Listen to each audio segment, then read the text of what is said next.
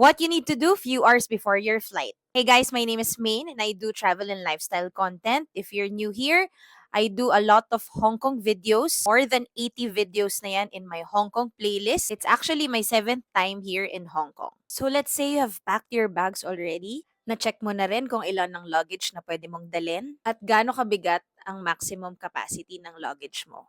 First, nag-check-in na ako sa website para to avoid lines kasi on the day of your flight, merong separate lines ang nag-online check-in at hindi pa nag-check-in. Second, of course, is to download the app na eGov, create your profile, then go to travel and fill in the details. After nyan, bibigyan kayo ng QR code, then save it. You have to make sure you know where terminal you are going to kasi madaming terminal sa Manila. So as for us, we're traveling to Hong Kong, so we're going to Terminal 3. Then Cathay Pacific is always on the departure gate 6, so dun ka na bumaba. Pagpasok nyo ng departure gate ninyo, go straight to the travel tax booth. Bayaran nyo na yun, then go proceed to the check-in counter. So you have to check your travel details kung kasama na yung travel tax sa binayaran nyo.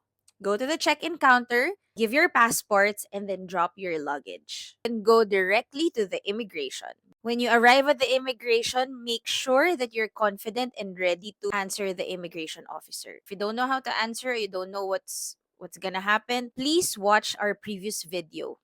After the immigration, diretso ka na dun sa x-ray para i-check yung buong katawan mo, yung carry-on luggage mo, tatanggalin mo rin yung shoes mo. After that, you have the option to go to your boarding gate directly or go to the lounge. So, depende sa'yo. As for us, we went to the lounge, of course, to relax, to eat, recharge. I already did videos of A Lounge, Marhaba Lounge, and Pags Premium Lounge. So make sure tignan nyo yung TV dun sa loob ng lounge kung anong oras yung boarding time ninyo. Make sure that you're there at least 10 minutes before your boarding time to avoid na maiwan ka ng eroplano. When you are in your boarding gate, prepare your boarding pass kasi i-check yan at i-verify yan ng mga crew. Then you can now board the plane.